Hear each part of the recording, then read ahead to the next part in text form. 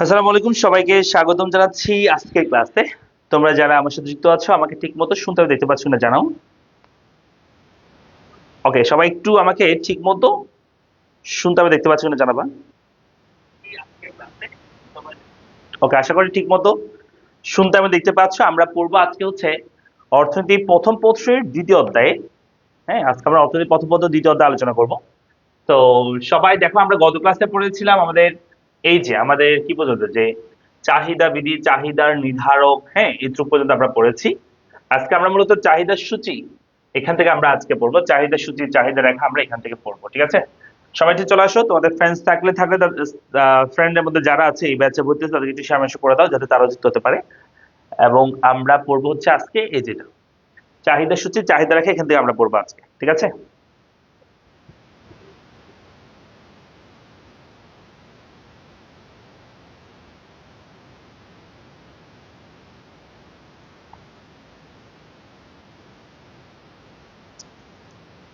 ওকে, সবাইকে চলে এসেছে? আমরা শুরু করি, হ্যাঁ আমরা শুরু করি। চাহিদা সূচি থেকে আমরা শুরু করব।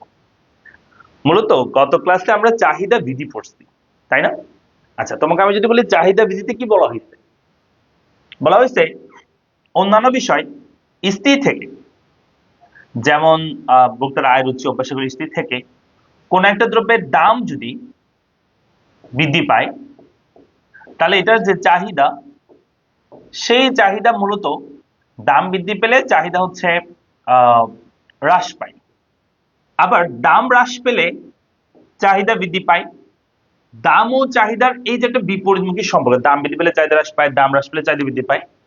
দাম ও চাহিদার এই বিপরীতমুখী সম্পর্ককে বলা হয় মূলত চাহিদা বিধি। এই জিনিসটার একটা গাণিতিক প্রকাশ, এটাকে মূলত আমরা চাহিদা সূচি বলি।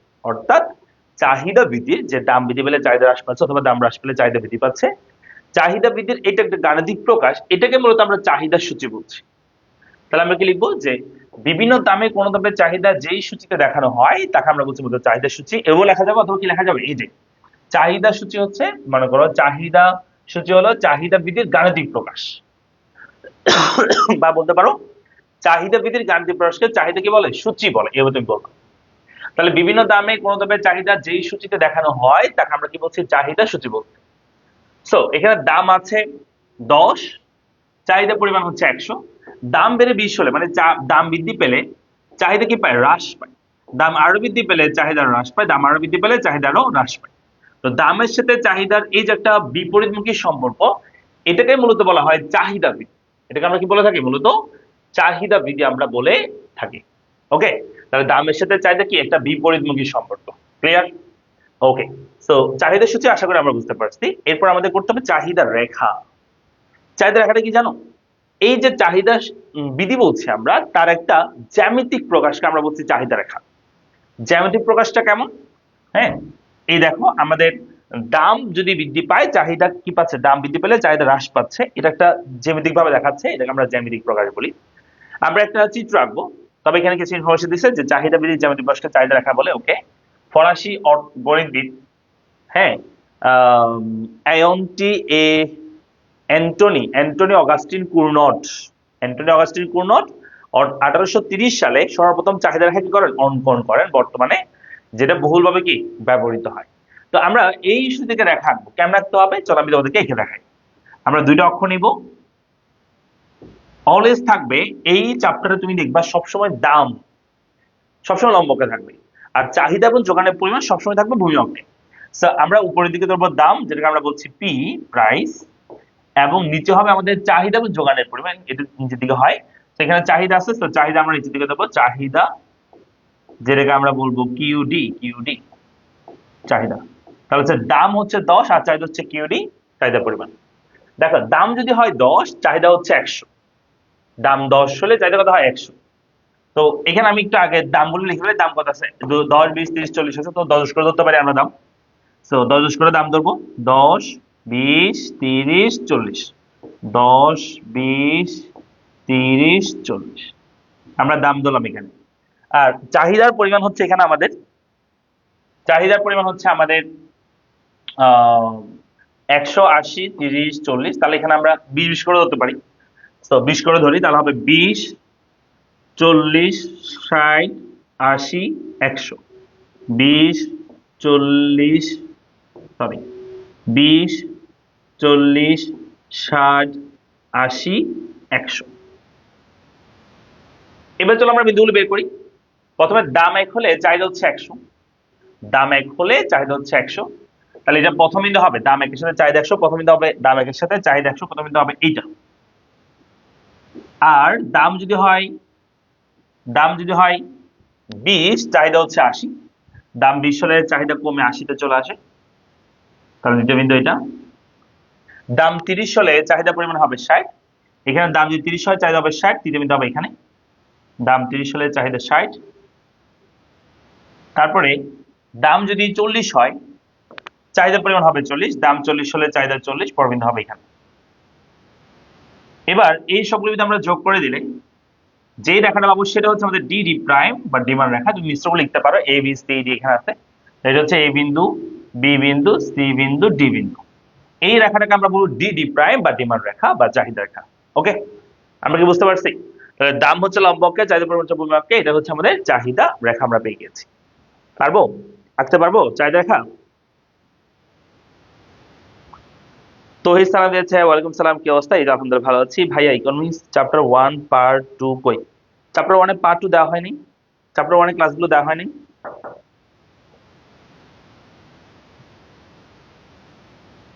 এই ক্লাসগুলো কি সবগুলো দিয়ে হয়েছে ওয়েবসাইটে? জিডি হিরো ওয়েবসাইট এগুলো ক্লিয়ার করো, জিডি হিরো ওয়েবসাইট টাকাটা বেস্ট দেখো, অন্যান্য ব্যাচগুলো ইয়া করে ফেলো।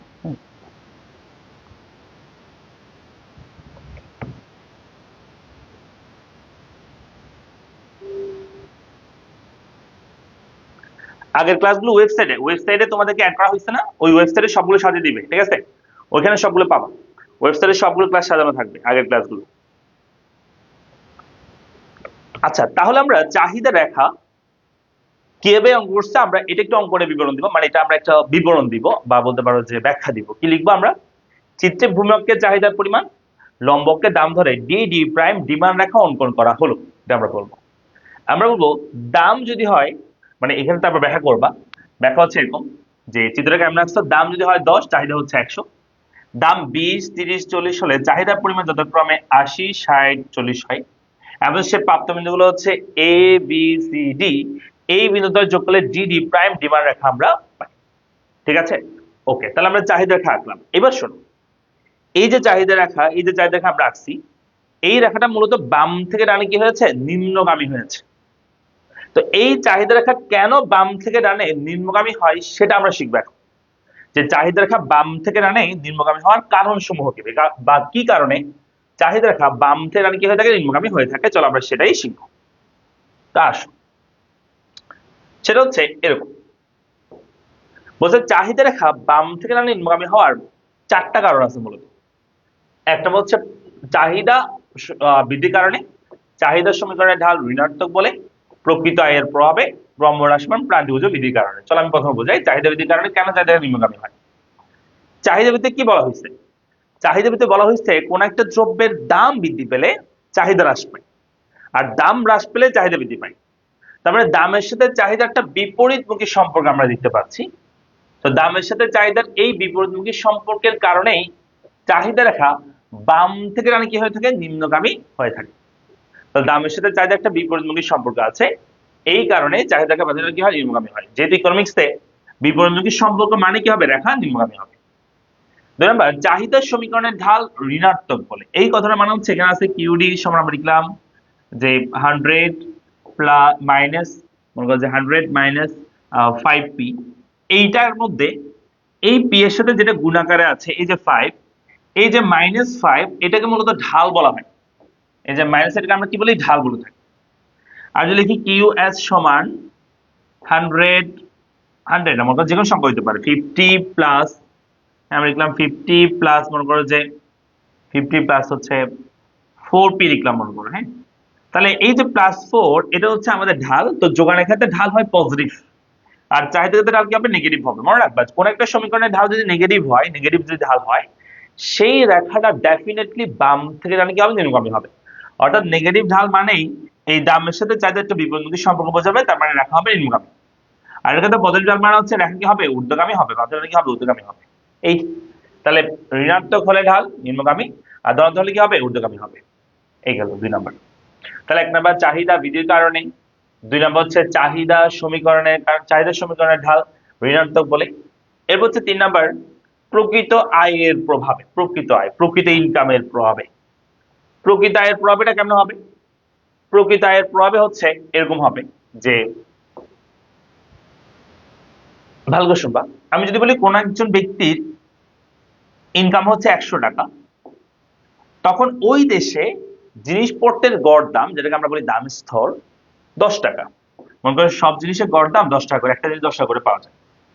তার ইনকাম 100 টাকা, একটা জিনিস 10 টাকা করে পাওয়া যায়, তাহলে সে কয়টা জিনিস কিনতে পারবে? সে 10টা জিনিস সে ক্রয় করতে পারবে। তাহলে 100 টাকা ইনকাম 10 দিয়ে ভাগ করলে 10টা জিনিস কিনতে পারবে। তার ইনকাম 100 টাকায় আসছে, তার ইনকাম 100 টাকায় আসছে, কিন্তু মনে করে এই জিনিসের দাম বেড়ে 20 টাকা হয়ে গেছে, জিনিসের দাম বেড়ে 20 টাকা হয়ে গেছে, দাম বেড়ে গেছে আর কি জিনিসের দাম। তাহলে এখন সে কয়টা কিনতে পারবে? এখন সে কিনতে পারবে 100 তুমি 20 দিয়ে ভাগ করে তো হবে 5টা। তাহলে তুমি কি দেখতেছো যে দাম বৃদ্ধি পেলে, দাম বৃদ্ধি পেলে, জিনিসের দাম বৃদ্ধি পেলে তার আগে যতটা কিনতে পারতো তার চেয়ে কম কিনতে পারতেছে। এই যে যতটা কিনতে পারে দ্রব্য, এটাকে বলা হয় তার কি, তোমার হচ্ছে প্রকৃত আয় বলা হয়। অর্থাৎ একটা মানুষ তার আর্থিক ইনকাম, যেটা বলা হয় আর্থিক আয়, সেটা দিয়ে সে কয়টা জিনিস কিনতে পারে, কেমনে বাইর করবো? ওই আর্থিক আয়কে দামের সাথে ভাগ করতে হবে। একটা দেশের মানুষের যে আর্থিক আয় করে, সেটা দিয়ে সে যত জিনিস কিনতে পারে তাকে বলা হয় তার প্রকৃত আয়। তাহলে আর্থিক আয় হচ্ছে 100, সেটাকে 10 দিয়ে ভাগ করলে 10 হবে।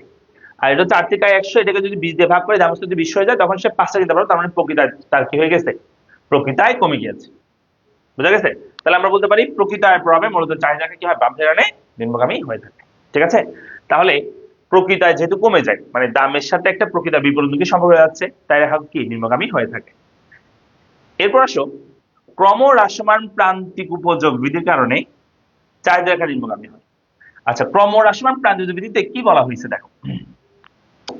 আমি যদি এখানে একটা ক্রমহ্রাসমান প্রান্তিক উপযোগ বিধি করি, দাম, চাহিদা, মোট উপযোগ, প্রান্তিক উপযোগ, মানে এটা দাম দিলাম কিউ, মোট উপযোগকে আমরা বলি টিউ মানে টোটাল ইউটিলিটি, আর প্রান্তিককে আমরা বলি এমইউ বা মার্জিনাল ইউটিলিটি। অন্যদিকে তুমি যদি বলো যে কোন একটা দ্রব্যের দামও এখানে যদি আমি লিখে দিই এরকম, মানে কোন একটা দ্রব্যের দাম পি লিখলাম। শোনো, আমি যদি বলি কোন একটা দ্রব্যের একটা ভোগ করছো তখন মোট যোগ 10, দুইটা ভোগ করছো মোট যোগ হয়েছে 18, তিনটা ভোগ করছো মোট যোগ হয়েছে 24, চারটা ভোগ করছো মোট যোগ হয়েছে 28। যদি প্রান্তিক যোগ বা এমইউ বের করি, একটার ক্ষেত্রে যেটাই মোট উপযোগ সেটাই প্রান্তিক উপযোগ লিখবা, তাই না? তারপর দেখো মোটের পাশে লিখতে হবে 18 কে 10 বিয়োগ করলে হবে 8, 24 18 বিয়োগ করলে হবে 6, 28 থেকে 24 বিয়োগ করলে হবে 4। এই যে আমাদের প্রান্তিক উপযোগগুলো আমরা লিখে ফেলেছি। এবার চলো আমরা দামটা একটু লিখি। দাম শোনো, বলা হচ্ছে কোন একটা দ্রব্যের দাম আর প্রান্তিক উপযোগ যদি সমান হয়, কোন একটা দ্রব্যের দাম আর প্রান্তিক যদি কি হয়, সমান হয়, কোন একটা দ্রব্যের দাম আর প্রান্তিক যদি কি হয়, সমান হয়, তাহলে দাম 10 হলে প্রান্তিক 10, দাম যদি 8 হয় প্রান্তিক মনে করে 8 পাচ্ছে, বা প্রান্তিক 6 হলে দামও 6, প্রান্তিক 4 হলে দামও 4। এই কথাটাই বলতেছে, বলতেছে কোন একটা দ্রব্যের দাম আর প্রান্তিক যদি কি হয়, সমান হয়, একই হয়, সেই ক্ষেত্রে কোন দ্রব্যের দাম যদি, দাম আর প্রান্তিক যদি সমান হয়, সেই ক্ষেত্রে দাম যখনই হ্রাস পাচ্ছে চাহিদা বাড়তেছে বা ভোগের পরিমাণ বাড়তেছে, অথবা যখনই প্রান্তিক হ্রাস পাচ্ছে ভোগের পরিমাণ বাড়তেছে, বা বলতে পারো ভোগের পরিমাণ তখনই বাড়ে যখন প্রান্তিক বা দাম কি পায়, হ্রাস পায়। তাহলে এটার সাথে এই দুইটার কেমন সম্পর্ক বলো তো? বিপরীতমুখী সম্পর্ক। আর ইকোনমিক্সে আমরা কি বলেছি, বিপরীতমুখী সম্পর্ক মানেই রেখা হবে কি নিম্নগামী। মূলত কোন একটা দ্রব্যের আমরা এট টাইম ভোগ করতে থাকলে এটা যে প্রান্তিক যোগ বা মেজরিটি, সেটা আস্তে আস্তে আস্তে কমতে থাকে। সে কারণে এই এমইউ এবং দামও কি কমতে থাকে। দাম তখনই কমলে, মানে দাম যখনই কমবে তখনই ভোগের পরিমাণ কি পায়, বৃদ্ধি পায়। এবার আমরা মনে রাখতে পারি, মানে দামের সাথে ভোগের পরিমাণ কি সম্পর্ক, বিপরীতমুখী সম্পর্ক বিধান। এটা হলো 4 নম্বর। তাহলে আমাদের ক্রম, মানে রেখা কেন নিম্নগামী হয় ক্রমশ প্রান্তিক যোগ রেখায়, সেটা আমরা বললাম। এবার আসো আমরা বলবো যে হ্যাঁ, এরপর আমরা বলবো যে বাজার। হ্যাঁ, বাজার চাহিদা সম্পর্কে আমরা একটু বলি, চলো। মূলত বাজার চাহিদা বলতে আসলে কি বোঝানো হয় থাকে? বাজার চাহিদা মানে হচ্ছে কোনো নির্দিষ্ট সময়ে বাজারে সকল ক্রেতা বিভিন্ন দামে কোনো দ্রব্যে যে পরিমাণ ক্রয় করতে ইচ্ছুক থাকে, ক্রেতাদের এই সমষ্টিগত চাহিদাকে বাজার চাহিদা বলে। ব্যক্তিগত চাহিদা 1 এবং 5 একক হলে, মনে করো একজন ব্যক্তির চাহিদা হচ্ছে 5 কেজি আলু, আরেকজন ব্যক্তির চাহিদা হচ্ছে 10 কেজি আলু, তাহলে আমি যদি বলি বাজার চাহিদা কত, একজনের চাহিদা 5, আরেকজনের চাহিদা 10, যোগ করে দিলে 5 আর 10 এ 15, এটা হবে বাজার চাহিদা। এটা কি হবে? বাজার চাহিদা হবে। তাহলে একজন ব্যক্তির চাহিদা হচ্ছে 5, আরেকজন হচ্ছে 10, তাহলে দুটো যোগ করলে বাজার চাহিদা পেয়ে যাবো। তাহলে বাজার চাহিদা মানে হচ্ছে একটা দেশের, মানে একটা বাজারের সকল, এই যে সকল ক্রেতা বিভিন্ন দামে কোনো দ্রব্যের যেই পরিমাণ ক্রয় করতে ইচ্ছুক থাকে তাকে আমরা বলি বাজার চাহিদা। আচ্ছা, গেলে এটা। এরপর আমরা আজকে খুবই গুরুত্বপূর্ণ একটা টপিক পড়বো, তা হচ্ছে ক্রমহ্রাসমান প্রাণজীবজ বিধির ব্যতিক্রম, সরি চাহিদা বিধির ব্যতিক্রম। শোনা আগে, চাহিদা বিধি কি বলছে? চাহিদা বিধি বলছে কোন একটা দ্রব্যের দাম বৃদ্ধি পেলে, কোন একটা দ্রব্যের দাম যদি বৃদ্ধি পায়, তাহলে তার চাহিদা কিভাবে হ্রাস পাবে, আর দ্রব্যের দাম হ্রাস পেলে চাহিদা কিভাবে বৃদ্ধি পাবে। মানে দামের সাথে চাহিদা একটা বিপরীতমুখী সম্পর্ক, সেটাকে আমরা চাহিদা বৃদ্ধি বলছি। মানে কোন দ্রব্যের দাম বাড়লে সেই দ্রব্যের চাহিদা কমবে, এই কথাটা বলা হচ্ছে। কিন্তু যদি কোনো কারণে দাম বেড়েছে কোন একটা দ্রব্যের কিন্তু চাহিদা কমে নাই, এমন যদি হয়, দাম বৃদ্ধি পেয়েছে কিন্তু চাহিদা কি পায় না, হ্রাস পায় না, সেটাকে আমরা বলবো মূলত চাহিদা বিধির ব্যতিক্রম। তাহলে দাম বৃদ্ধি পেলে চাহিদা হ্রাস পায়, কিন্তু দাম বৃদ্ধি পেলে চাহিদা যদি হ্রাস না পায় কোনো কারণে, সেটাকে আমরা বলবো চাহিদা বিধির ব্যতিক্রম আমরা বলবো। ঠিক আছে, বুঝতে পারছি আমরা? ওকে, তো আমরা চলো চাহিদা বিধির ব্যতিক্রম গুলো একটু দেখবো, যে কোন কোন ক্ষেত্রে চাহিদা বিধির ব্যতিক্রম আমরা দেখতে পাই। তো আসলে মূলত এখানে কিছু কিছু দ্রব্য আছে আর কিছু হচ্ছে প্রেক্ষিতে আছে, মানে কিছু সিচুয়েশন আছে যে ক্ষেত্রে চাহিদা বিধি ব্যতিক্রম হয়। আমরা চলো আগে এই দুটো দ্রব্য সম্পর্কে চিনি, গিফেন দ্রব্য আর ভ্যাবলেন দ্রব্য সম্পর্কে জানবো, তারপর আমরা এর সম্পর্কে আলোচনা করবো। আচ্ছা, একটু আগে রিটা পড়ে ফেলি। বলতে গিফেন দ্রব্য মানে হচ্ছে এমন একটি নির্দিষ্ট দ্রব্য আছে, যেমন মোটা চাল, মোটা কাপড় প্রভৃতির ক্ষেত্রে দাম বাড়লে ক্রয়ের পরিমাণ বৃদ্ধি পায় এবং দাম কমলে ক্রয়ের পরিমাণ হ্রাস পায়। অর্থনীতিবিদ স্যার রবার্ট গিফেন 1840 সালে এমন দ্রব্য সম্পর্কে ধারণা দেন, তাই তার নাম অনুসারে এইসব ব্যতিক্রমধর্মী দ্রব্যকে গিফেন দ্রব্য বলা হয়ে থাকে। তারপর ভ্যাবলেন দ্রব্য কি? এমন কিছু দ্রব্য আছে যেগুলোর দাম বৃদ্ধি পেলে লোকে সামাজিক মর্যাদা বা গৌরবের আশায় বেশি পরিমাণ ক্রয় করে, যেমন ডায়মন্ড, দামি গাড়ি, শৌখিন বাড়ি ইত্যাদি। অর্থনীতিবিদ ভ্যাবলেন এই ধরনের দ্রব্য সম্পর্কে ধারণা দেন বিধায় তার নাম অনুসারে এই ব্যতিক্রমধর্মী দ্রব্যের ভ্যাবলেন দ্রব্য বলা হয়ে থাকে। আমি তোমাদেরকে একটু বোঝাই বলি, গিফেন দ্রব্য আর ভ্যাবলেন দ্রব্য আসলে কি, এগুলো আসলে কিভাবে কাজ করে, এগুলো চাহিদা বিধি ব্যতিক্রমের মধ্যে বলতেছি। হ্যাঁ, প্রথমে আসো গিফেন দ্রব্য কি। গিফেন দ্রব্য একটু আগে আমরা বলে ফেলেছি যে মূলত দুইটা দ্রব্যের মধ্যে যে দ্রব্যের ভ্যালু কম, হ্যাঁ, সেটাকে আমরা গিফেন দ্রব্য বলি। গিফেন দ্রব্য। স্যার রবার্ট গিফেন নামে একজন অর্থবিদ ছিল, 1840 সালে তিনি সর্বপ্রথম এই ধরনের দ্রব্য সম্পর্কে ধারণা দেন বিধায় তার নাম অনুসারে এই দ্রব্যের নামকরণ করা হয়েছে গিফেন দ্রব্য। সেটা কি? দুইটা দ্রব্যের মধ্যে যে দ্রব্যের ভ্যালু কম, মূল্য কম, সেটাকে গিফেন দ্রব্য বলে। যেমন আমি যদি বলি, আমি প্রথমে লিখলাম মোটা চাল, হ্যাঁ, মোটা চাল লিখলাম, মোটা চাল। তারপর লিখলাম মনে করো চিকন চাল, চিকন চাল। আচ্ছা বলো তো, মোটা চাল, চিকন চাল, এই দুটো চালের মধ্যে কোনটার ভ্যালু কম, কোনটার মূল্য কম, বলতে পারবা? মোটা চাল, চিকন চাল, এই দুটার মধ্যে কোনটার ভ্যালু বা কোনটার মূল্য কম, একটু বলো তো। মোটা চাল, চিকন চাল, এই দুটোর মধ্যে কোনটার মূল্য কম? উত্তর হচ্ছে মোটা চালের মূল্য কম। তাহলে ওই মোটা চালটাকেই আমরা তখন কি বলবো? আমরা বলবো হচ্ছে তোমার গিফেন দ্রব্য। তো এই বলছে ভাই ইকোনমিক্স চ্যাপ্টার 2 এর ক্লাস গুলো কবে অ্যাড করবে ওয়েবসাইটে? হ্যাঁ, আজকে অ্যাড করে দিব ওয়েবসাইটে, তহিদ আজকে অ্যাড করে দিবে।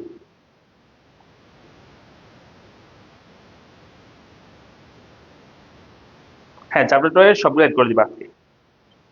আচ্ছা, আমি যেটা বলছিলাম যে দুইটা দ্রব্যের মধ্যে যেই দ্রব্যের ভ্যালু কম, মূল্য কম, সেটা গিফেন দ্রব্য বলে। তাহলে এখানের মধ্যে গিফেন দ্রব্য হচ্ছে মোটা চালটা। আচ্ছা, বুঝতে পারছি স্যার গিফেন দ্রব্য কি, কিন্তু এটা কেন বলতে চাহিদা বিধি ব্যতিক্রম হবে? চলো আমরা দেখি যে গিফেন দ্রব্যের ক্ষেত্রে চাহিদা বিধি ব্যতিক্রম কেমন হয়। তো মনে করো একটা ফ্যামিলি, সেই ফ্যামিলিতে তারা দুপুরবেলা তারা দুপুরবেলা মোটা চাল কিনে, মোটা চাল মনে করে তাদের 2 কেজি প্রয়োজন হয়, 1 কেজির দাম হচ্ছে 25 টাকা করে, টোটাল তাদের দুপুরবেলা খরচ হয় চাল বাবদ 50 টাকা। আর তারা মনে করো রাতের বেলা, রাতে তারা মনে করো যে চিকন চাল কিনে, রাতে মনে করতে তাদের 1 কেজি প্রয়োজন হয় চিকন চাল। চিকন চাল 1 কেজি প্রয়োজন হয়, কারণ হচ্ছে তাদের ফ্যামিলি মেম্বার কেউ মনে করো যে রাতে থাকে না বা অন্য কোনো কারণে তাদের 1 কেজি প্রয়োজন হয় চাল। চিকন চালের দাম 50 টাকা, খরচ হয় তাদের 50 × 1, তার মানে এখানে 50 টাকা, টোটাল তাদের খরচ হচ্ছে 100 টাকা চাল পাবো। আচ্ছা, এবার হঠাৎ করে মনে করো এই যে মোটা চাল, এই মোটা চালের দাম মনে করো হঠাৎ করে 25 টাকা থেকে 33 টাকা হয়ে গেছে মনে করো, তাহলে তাদের অবশ্যই দুপুরবেলা,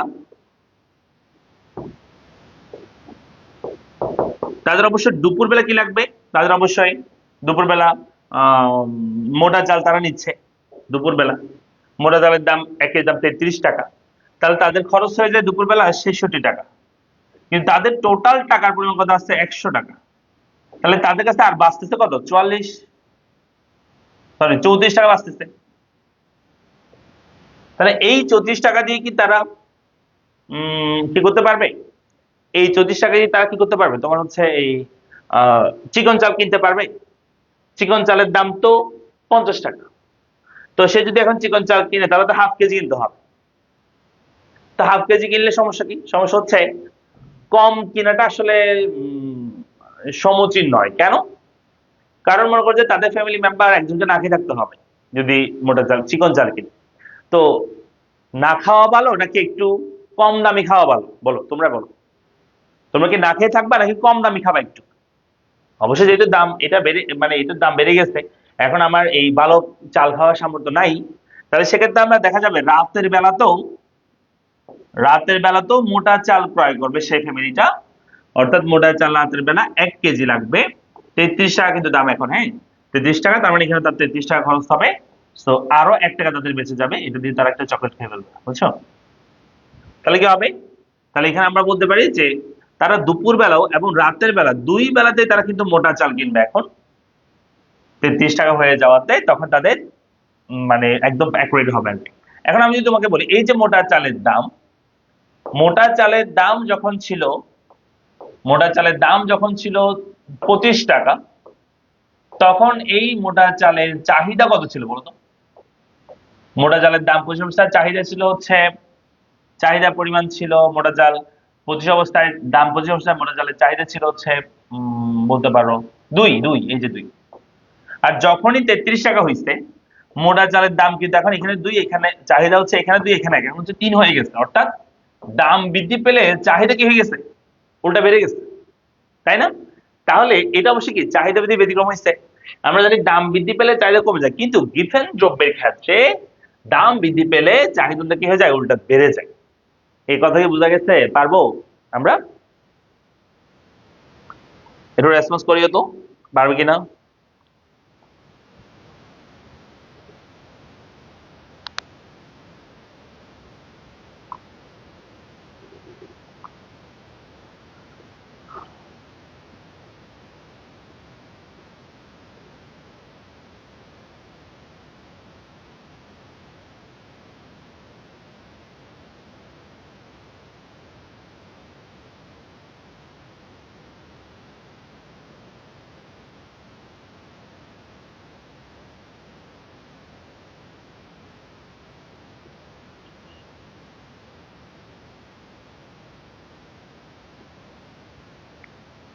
ওকে, জি স্যার, বুঝতে পেরেছি।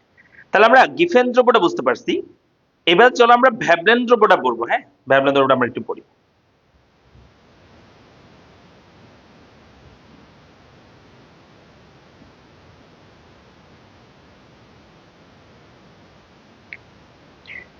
চলো আমরা ভ্যাবলেন দ্রব্যটা একটু দেখি। ভ্যাবলেন দ্রব্যটা হচ্ছে এরকম, আমরা বলতে পারি যে যেই দ্রব্যগুলো মানুষ মূলত তাদের মনে করে যে এই দ্রব্যগুলো কিনলে তাদের সামাজিক মর্যাদা বৃদ্ধি পাবে। হ্যাঁ, এটা হচ্ছে 1 নাম্বার, এটা 2 নাম্বার। ভ্যাবলেন দ্রব্য, ভ্যাবলেন দ্রব্য যেমন ধরো দামি গাড়ি, দামি বাড়ি, এগুলো আসলে মানুষ মনে করে যে তাদের সম্মান বৃদ্ধি পায় এগুলো কিনলে। তো এগুলো যত দাম বাড়ে মানুষ তত বেশি কিনে আরো, দাম কমলে সেগুলো আরো কম কিনে। আমি যদি বলি এখন তোমার আইফোন, এটা মনে 1,50,000 টাকা, এই জন্য এটা এত চাহিদা, কিন্তু সেটার দাম যদি 50,000 টাকা চলে আসে, শুধু 50,000 টাকা, তখন কিন্তু মানুষ এত কি করবে না, এটাকে লাক্সারিয়াস ফিল করবে না, তখন এটার চাহিদা আরো কমে যাবে। সত্যি কথা এটা। হ্যাঁ, লাক্সারিয়াস ফিল করাতে পারাটাই হচ্ছে একটা ব্র্যান্ডের মূল লক্ষ্য থাকে আর কি। হ্যাঁ, আচ্ছা তাহলে এখন আমি যদি বলি এই তিনটাকে যদি আমি তোমাদের কিছু চিত্র দেখানোর চেষ্টা করি, এখানে মধ্যে তিনটা চিত্র হবে, আমি তিনটা চিত্র দেখাই। একটা হচ্ছে এই দুইটার জন্য দুইটা চিত্র, একটা হচ্ছে সাধারণ দ্রব্যের চিত্র। এটা মনে করি আমরা সাধারণ দ্রব্যের চিত্র আঁকবো, সাধারণ একটা দ্রব্য, সাধারণ দ্রব্যের চিত্র এখানে আঁকবো। এখানে আমরা করব হচ্ছে গিফেন দ্রব্যের চিত্র, আর এখানে আমরা করব ভ্যাবলেন দ্রব্য।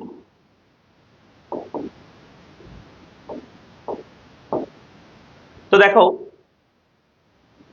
জিরো হচ্ছে এটা মূল বিন্দু, নিচে হবে উৎপাদনের পরিমাণ, আসলে উৎপাদনের পরিমাণ হচ্ছে কিউ, জিরো উৎপাদনের পরিমাণ হচ্ছে কিউ, মানে কিউডি আর কি, চাহিদার পরিমাণ, জিরো কিউডি চাহিদার পরিমাণ, আর উপরের দিকে মূলত দাম থাকে, দাম, হ্যাঁ প্রাইস থাকবে আর কি, এখানে প্রাইস। তো শোনো, সাধারণত ক্ষেত্রে কি হয় যে দাম কম চাহিদা বেশি, দাম যখনই বৃদ্ধি পায় চাহিদা হ্রাস পাবে, দামের চাহিদা চাহিদা বিপরীতমুখী সম্পর্ক, অথবা দাম বেশি চাহিদা কম, দাম কমলে চাহিদা বাড়বে। তো এটা হচ্ছে চাহিদা রেখা, সাধারণ দ্রব্যের চাহিদা হচ্ছে, সাধারণ দ্রব্যের চাহিদা বাম ধারে কি হয়, নিম্নগামী হয়ে থাকে। যদি আমি বলি গিফেন দ্রব্যের চাহিদা কেমন হবে, গিফেন দ্রব্যের চাহিদা রেখা, গিফেন দ্রব্যের চাহিদা হবে দাম কম তো চাহিদাও কম, দাম বাড়লে চাহিদা বাড়বে, তবে দামের সামান্য পরিবর্তনের ফলে চাহিদার ব্যাপক পরিবর্তন হবে, তো চাহিদা রেখা এরকম হবে। আবার বলছি, এটার মধ্যে দাম কমলে চাহিদা বাড়ে, দাম হ্রাস পেলে চাহিদা বৃদ্ধি পায়, কিন্তু গিফেন দ্রব্যের ক্ষেত্রে দাম বাড়লে চাহিদাও বাড়ে, তবে দাম যে হারে বৃদ্ধি পায় চাহিদা তার চেয়ে বেশি হারে বৃদ্ধি পায়, অনেক বেশি বেড়ে যায়। ভ্যাবলেনে আসুন, ভ্যাবলেনের ক্ষেত্রে দাম বাড়লে চাহিদা বাড়ে, দাম বাড়লে চাহিদা বাড়ে, তবে দামের অনেক বেশি পরিবর্তন হলে চাহিদার সামান্য পরিবর্তন হয়, অর্থাৎ এরকম হবে চাহিদা রেখা, দাম অনেক বেশি পরিবর্তন হলে চাহিদা কি সামান্য পরিবর্তন হয়। প্রশ্ন স্যার কেন? শোনো, গিফেন দ্রব্যগুলো সমাজের বেশিরভাগ মানুষ ব্যবহার করে এবং নিম্ন মধ্যবিত্ত মানুষের সংখ্যা কিন্তু বেশি সমাজে, যার কারণে দেখা যায় যে এটার একটু দাম পরিবর্তন হলে চাহিদার ব্যাপক একটা পরিবর্তন দেখা যায়। কিন্তু এই শ্রেণীর দ্রব্য কিন্তু সমাজে উচ্চ শ্রেণীর মানুষ ব্যবহার করে এবং সেই পরিমাণটা কিন্তু অতিরিক্ত না একটা দেশে। তো দেখা যায় যে দাম অনেক বেশি চেয়ে ছিল, তখনই তারা একটু চাহিদা বৃদ্ধি করে ওই লোকগুলো আর কি। মূলত একটু দাম বাড়লে তারা আসলে নিজেকে লাক্সারিয়াস ফিল করে না, অনেক দাম বাড়লে তখনই তাদের চাহিদা কিছুটা কি হয়, বৃদ্ধি পায়। তাহলে আমরা কি বুঝতে পারছি? হ্যাঁ, এই হচ্ছে তৃতীয় দ্রব্যের আমরা কি পড়াইছি, কি দেখছি। স্যার ওয়েবসাইটের ভিডিওগুলো দেখা যাচ্ছে না কেন? কেন অবশ্যই দেখা যাবে নাফিস, তুমি না পারলে আমাদের ইয়াতে ওয়েবসাইটে মেসেজ, সরি পড়ালেখা পেজে মেসেজ দাও। হ্যাঁ, যদি তুমি ক্লাস করতে না পারো ওখানে গিয়ে তোমাকে লগ ইন করতে হবে, তোমাদের একটা ভিডিও দেওয়া হয়েছিল 32 সময়, ওই ভিডিওটা তোমরা প্রপারলি দেখবা, দেখে সে অনুযায়ী করবা, তোমরা হচ্ছে মানে ক্লাসগুলো করতে পারবে। মানে তুমি ওয়েবসাইটে যাওয়ার পর আগে লগ ইন করতে হবে, উপরে কোনার দিকে একটা মানুষের মধ্যে চ্যানেল আছে, লগ ইন করতে হবে, লগ ইন করার পরে তারপরে তোমাকে চিনবে ওয়েবসাইট যে তুমি আমাদের স্টুডেন্ট, দেন তুমি ওই কোর্সে গেলে তুমি ক্লাস দেখতে পাবা।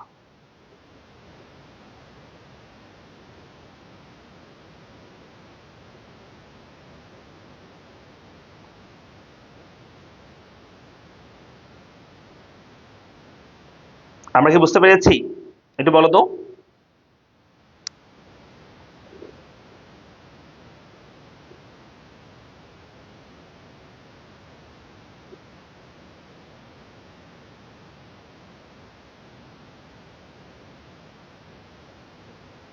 ওকে, আশা করি তাহলে বুঝতে পারছো গিফেন দ্রব্য ভ্যাবলেন দ্রব্য এটার কি কাহিনী, বা এটার ক্ষেত্রে কেন চাহিদা বৃদ্ধি ব্যতিক্রম হয়। এবার আমরা যেটা করবো সেটা হচ্ছে আমরা বাকি আর কি কি কারণ আছে যেগুলোর ক্ষেত্রে চাহিদা বৃদ্ধি ব্যতিক্রম হয়, চলো আমরা সেগুলো একটু দেখে নিই। হ্যাঁ, কি কারণে আর চাহিদা বৃদ্ধি ব্যতিক্রম হইতে পারে। তো আমাদের আর যে যে কারণে চাহিদা বৃদ্ধি ব্যতিক্রম হইতে পারে তা হচ্ছে অভ্যাস বা রুচির পরিবর্তন হলে চাহিদা বৃদ্ধি ব্যতিক্রম হবে। কথাটা মানে কি? মানে হচ্ছে মনে করো কোন একটা দ্রব্যের দাম ঠিক আছে, কিন্তু দাম ঠিক থাকলেও দাম মনে করি স্থির আছে, কিন্তু তোমার রুচি চেঞ্জ হয়ে গেছে। ওই যে আমরা কাশ্যের কথা বলছিলাম তোমাদেরকে, মনে আছে? কাশ্যের ভিডিওর কথা বলছিলাম না, চাহিদা বৃদ্ধি ইয়ার মধ্যে, তোমার চাহিদা নির্ধারকের মধ্যে বলছিলাম না। মনে করো তোমার ইয়ার দাম, জুসের দাম, হ্যাঁ মূলা জুসের দাম মনে করো যে 10 টাকা, 10 টাকায় দাম আছে। চাহিদা ছিল আগে একজন শুধু খাইতো, সেটা হচ্ছে কাইসা খাইতো মোলার জুস, আর কেউ খাইতো না মোলার জুস। কিন্তু দাম স্থির থাকলেও আমরা মনে করো যে সবাই মোলার জুস খাওয়া শুরু করছি, তার ভিডিও দেখে আমাদের মনে হলো যে মোলার জুস খাই, দেখলাম যে হেভি টেস্ট মোলার জুস, তখন থেকে আমরা মোলার জুস খাওয়া শুরু করলাম।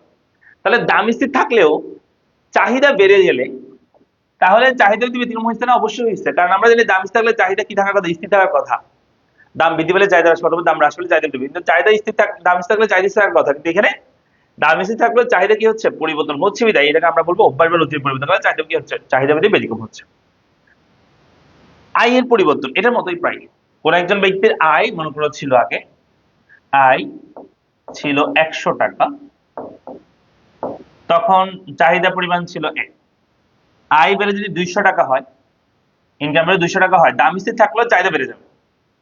এইটাকে বলা হয় যে আয়ের পরিবর্তন হলে চাহিদা ব্যতিক্রম হবে। যদিও দাম স্থির থাকলে চাহিদা স্থির থাকার কথা, কিন্তু এখানে আয়ের পরিবর্তন হলে চাহিদা কি পরিবর্তন হতে পারে। নিত্য প্রয়োজনীয় দ্রব্য, যেগুলো ক্ষেত্রে নিত্য প্রয়োজনীয় দ্রব্যের ক্ষেত্রে দাম বৃদ্ধি পেলে চাহিদা কোনো পরিবর্তন হবে না।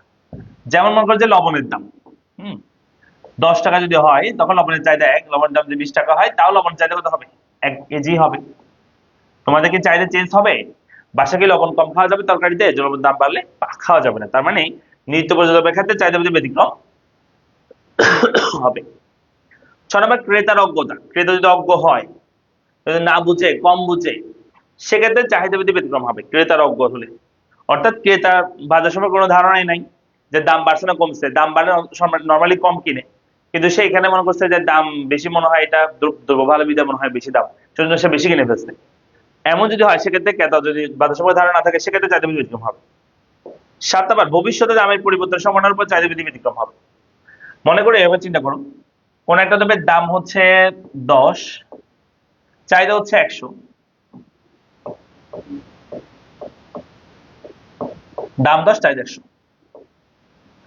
যদি দাম বৃদ্ধি পেয়ে দাম 10, চাহিদা 100,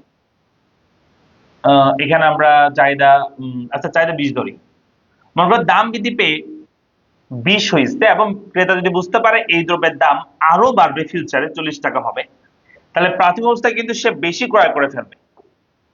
আবার যখন দাম বাড়বে, তখন সে আবার কম ক্রয় করবে। এটা নর্মাল, যে দাম বাড়ছে চাহিদা কম করছে, কিন্তু প্রথমটা কি হয়েছে? যে দাম বৃদ্ধি পেয়েছে, চাহিদা উল্টা বেড়ে গেছে, তাহলে চাহিদা বৃদ্ধি ব্যতিক্রম না? অবশ্যই ব্যতিক্রম। কারণ আমরা যদি দাম বৃদ্ধি পেলে চাহিদা কি যাওয়ার কথা? কমে যাওয়ার কথা, কিন্তু এখানে চাহিদা বেড়ে গেছে। কেন বেড়ে গেছে? কারণ এই দ্রব্যের দাম ভবিষ্যতে আরো বাড়তে পারে বিধায়, সে কারণে। তাহলে এই হচ্ছে আমাদের মূলত দামের সাথে চাহিদা সম্পর্ক। তো সরি, চাহিদা বৃদ্ধি ব্যতিক্রম আমরা করলাম। তো এই সবগুলো ছিল চাহিদা বৃদ্ধি ব্যতিক্রম। এরপর চাহিদা সংকোচন প্রসারণ, এটা আমরা নেক্সট ক্লাস আলোচনা করবো। চাহিদা সংকোচন প্রসারণ পাশাপাশি যোগানগুলো আমরা আলোচনা করবো, ঠিক আছে? সো এই আর কি। তাহলে আজকে এটুকু পর্যন্ত থাক, তোমরা ভালো করে এগুলো একটু পড়ে দেখবা।